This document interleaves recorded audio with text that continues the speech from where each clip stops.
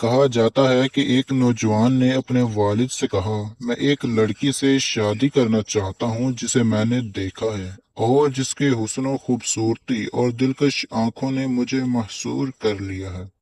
والد خوشی سے مسکراتے ہوئے جواب دیتے ہیں، کہاں ہے وہ لڑکی تاکہ میں تمہارے لیے اس کا رشتہ مانگوں۔ جب وہ دونوں لڑکی کو دیکھنے جاتے ہیں تو والد بھی اس کے حسن سے متاثر ہو جاتا ہے اور اپنے بیٹے سے کہتا ہے، سن بیٹا، یہ لڑکی تمہارے لائق نہیں ہے، تم اس کے قابل نہیں ہو۔ یہ تو ایک ایسے آدمی کے لیے ہے جو زندگی کا تجربہ رکھتا ہو اور جس پر بھروسہ کیا جا سکے، جیسے کہ میں۔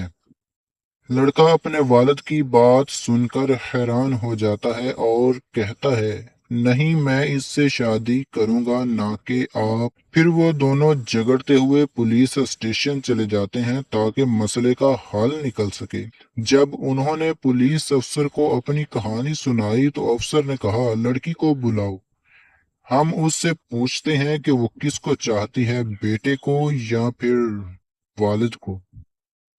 جب افسر نے لڑکی کو دیکھا اور اس کے حسن سے متاثر ہوا تو اس نے کہا، یہ تم دونوں کے لیے مناسب نہیں، یہ تو میرے جیسے کسی اہم شخص کے لیے ہے۔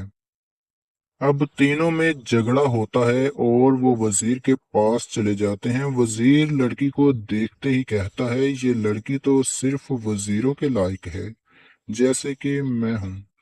اسی طرح ان میں جھگڑا ہوتا رہا اور معاملہ امیر شہر تک پہنچ گیا۔ جب امیر نے لڑکی کو دیکھا تو اس نے کہا، یہ مسئلہ میں حل کرتا ہوں، لڑکی کو لاؤ۔ لڑکی کو دیکھ کر امیر بھی کہنے لگا، یہ تو صرف کسی امیر ہی سے شادی کر سکتی ہے، جیسے کہ میں ہوں۔ پھر سب نے بحث کی تو لڑکی نے کہا، میرے پاس ایک حل ہے، میں دوڑوں گی اور تم سب میرے پیچھے دوڑو گے۔ جو بھی پہلے مجھے پکڑے گا میں اس کی بن جاؤں گی اور اس سے شادی کر لوں گی۔ لڑکی دوڑی اور پانچوں یعنی نوجوان، والد، پولیس افسر، وزیر اور امیر سب اس کے پیچھے دوڑے۔ اچانک دوڑتے دوڑتے پانچوں ایک گہری کھائی میں جا گرے۔ لڑکی اوپر سے انہیں دیکھ کر کہتی ہے، کیا تمہیں معلوم ہوا میں کون ہوں؟ میں دنیا ہوں۔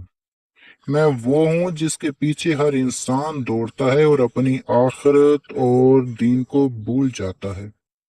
وہ سب میری تلاش میں لگے رہتے ہیں یہاں تک کہ قبر میں جا گرتے ہیں اور پھر بھی مجھے حاصل نہیں کر سکتے۔ لہذا دنیا کی چمک دمک کے پیچھے بھاگنے سے بہتر ہے کہ ہم اپنے دین اور آخرت پر توجہ دیں، کیونکہ دنیا فانی ہے اور ہمیں کبھی بھی مکمل طور پر حاصل نہیں ہو سکتی۔